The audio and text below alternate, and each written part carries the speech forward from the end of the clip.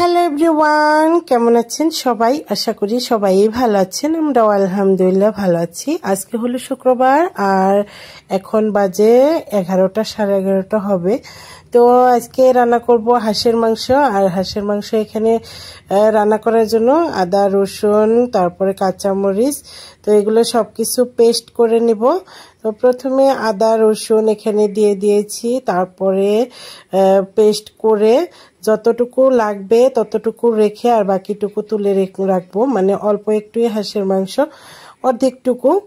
আর এখানে রান্না করে মানে ওই আদা রসুনের পেস্ট করার পরে যতটুকু আমার হাঁসের জন্য লাগবে ততটুকুর মধ্যে আমি কাঁচামরিচ মানে একসাথে করে নিয়েছি। কাঁচামরিচ করে আবারও একটু ব্লেন্ড করে তারপরে বাটির মধ্যে বেরিয়ে রেখে দিয়েছি। আর এখানে হলো একটা কড়াই বসিয়ে দিয়েছি, কড়াইয়ের মধ্যে তেল দিয়ে দিয়েছি। তেলটা একটু গরম হয়ে গেলে তখন দিয়ে দিব জিরা দেওয়ার পরে ভাজা হয়ে গেলে দিয়ে দিব গোটা মশলা। গোটা মশলার মধ্যে আমি এখানে একটা বড় এলাচি দিয়েছি, 4-5টা ছোট এলাচি, কয়টা লবঙ্গ, তারপরে এক টুকরো দারচিনি দেওয়ার পরে যখন ভালো করে ভেজে একটা সুন্দর স্মেল বের হয়েছিল তখন আমি দিয়ে দিয়েছি এই পেঁয়াজগুলো দেওয়ার পরে ভালো করে আমি ছাড়িয়ে দিচ্ছিলাম। আমি যেহেতু এটা ছুরির সাহায্যে কেটেছি তো নিচের দিকে একটু লেগেছিল, তো এভাবে আমি হাতল দিয়ে ভালো করে ছাড়িয়ে দিচ্ছিলাম। এই দেখুন অনেকটাই কিন্তু বেরেস্তার মতো ভাজা হয়ে গিয়েছে। তো আমি এভাবে নাড়াচাড়া করে নিয়ে তারপরে এভাবে ভেজে নিচ্ছি। আর এই তো এখন দিয়ে দিলাম আমি পেস্ট, মানে যেটা আদা রসুনের পেস্ট ছিল। তো ওই আদা রসুনের পেস্ট দেওয়ার পরে আবারও ভালো করে মিক্স করে ওটাও তার মানে কিছুক্ষণ ভেজে নিয়েছি। এখন দিয়ে দিচ্ছি আমি গুঁড়া মশলা দেওয়ার আগে পরিমাণ মতো নুনও দিয়ে দিয়েছি, তারপরে হলুদ গুঁড়া, মরিচের গুঁড়া, ধনিয়া গুঁড়া, জিরার গুঁড়া আর গরম মশলার গুঁড়া সবকিছুই দিয়ে দিলাম। দিয়ে তারপরে আবারও একটু মিক্স করে নিব, মিক্স করে তারপরে একটু পানি দিয়ে দিব যাতে করে মশলাগুলো পুড়ে না যায়। তো এই তো এখানে প্রথমে আগে আদা রসুন কাঁচামরিচের সাথে ভালো করে মিক্স করে নিলাম আর এখানে একটু পানি দিয়ে দিলাম। পানি দেওয়ার পরে এটা ঢাকনা দিয়ে ঢেকে তারপরে খুবই ভালো করে মশলাটা কষিয়ে নেব। আর হাঁসের মাংস রান্না করার সময় একটু মশলার পরিমাণটা বেশি দিতে হয়, তো আমি মশলাটা আমার পরিমাণ মতোই দিয়েছি। আর এই দেখুন খুবই সুন্দর করে কিন্তু এই মশলাগুলো কষিয়ে নিয়েছি। আর এই তো এখন এই মাংসগুলার সাথে যেহেতু কয়েকটা আলু দিব তো ওটাও কেটে ধুয়ে রেখে দিয়েছি। আর এই তো মশলা কিন্তু খুব সুন্দর করে কষে গিয়েছে। আর আমি এই তো হাঁসের মাংসগুলো দিয়ে দিলাম। এই তরকারিটা এভাবে রান্না করেছি আমি, তো যেভাবে রান্না করি সেভাবেই শেয়ার করি।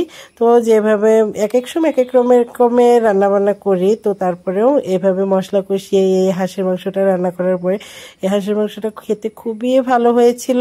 আর এই তো মানে আমি এই আলুগুলা তারপরে হাঁসের মাংস সবকিছু একসাথেই দিয়ে তারপরে এভাবে নাড়াচাড়া করে নিয়ে কষিয়ে নিচ্ছিলাম। এই হাঁসের মধ্যে এতটা তেল ছিল যে মানে মাংস খুঁজে পাওয়া যাচ্ছিল না। রান্না করার পরে সবকিছু তেলে ঝোল হয়ে গিয়েছে।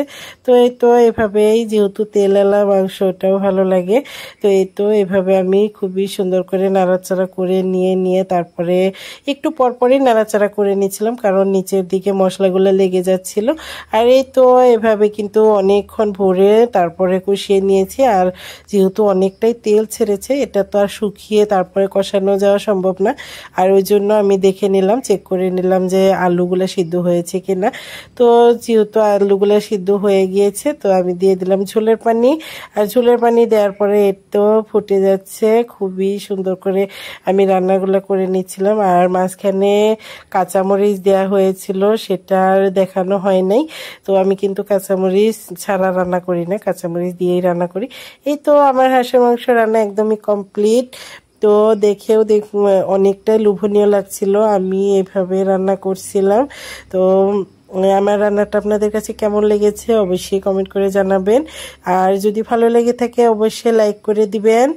আর বিকেলবেলা একটু ঘুরতে বেরোবো, মানে আমার মামাতো বোন, আমার খালাতো বোন যেহেতু আসছে, তো বোনকে নিয়ে ভাবলাম একটু ঘুরতে বের হই।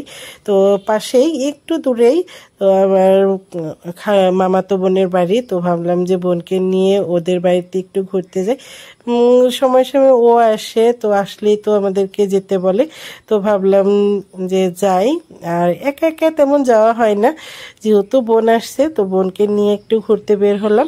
তো দুপুরবেলায় খাওয়া দাওয়া করে তারপরে গোসল টোসল করে, মানে কাজ কাম যেগুলো ছিল সব কিছু গুছিয়ে নিয়ে তারপরে কিন্তু এসেছি। এই তো আসার পরে অনেক বেশি বৃষ্টি ছিল, অনেকক্ষণ মানে গাড়ির মধ্যেই বসেছিলাম। তারপরে এই তো মানে প্রথমে যে গেলাম ওটা হলো বোনদের বাড়ি, আমার মামাতো বোনের। তো ওদের বাড়িতে যাওয়ার পরে এখানে আবার ওরা ঘর করছে, মানে বাড়ি করছে।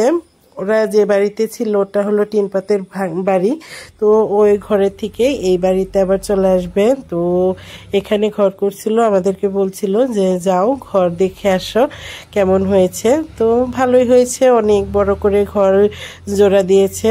আমি, আমার বোন, তারপরে আমার ছেলে মেয়ে দুইজনই মানে দেখছিলাম। তো দেখে আসার পরে এরই মধ্যে কিন্তু চিকেন নিয়ে আসছে, পোলাও বানানো হয়ে গিয়েছে।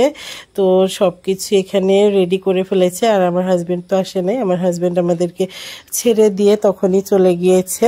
তো আমরা রাতে আবারও মানে গাড়ি পাঠিয়ে দিবে, দেখি কিসে করে যাই অবশ্যই জানাবো। এর তো আমরা এখন খাওয়া দাওয়া করতে করতে কিন্তু রাত 9টা বেজে গিয়েছিল। তো ওরা খাওয়া দাওয়া করে এখানে পায়েস বানিয়েছিল, তারপরে সাথে ভাত, মানে যা যা রান্না করার, তো ওইগুলো দিয়ে খাওয়া দাওয়া করলাম। এখন চলে যাচ্ছি।